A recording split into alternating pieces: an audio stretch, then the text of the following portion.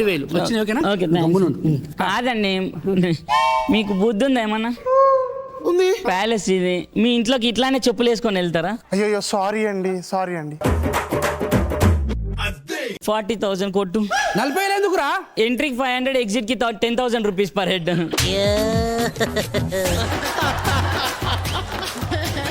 ఎవర్రా నువ్వు? మనిషివా మండేలువా? 40,000 ఏందిరా? నువ్వు అగ్రిమెంట్ లో చదువుకోలేదా? నాకు ఇది చదవలే. చదువుకో.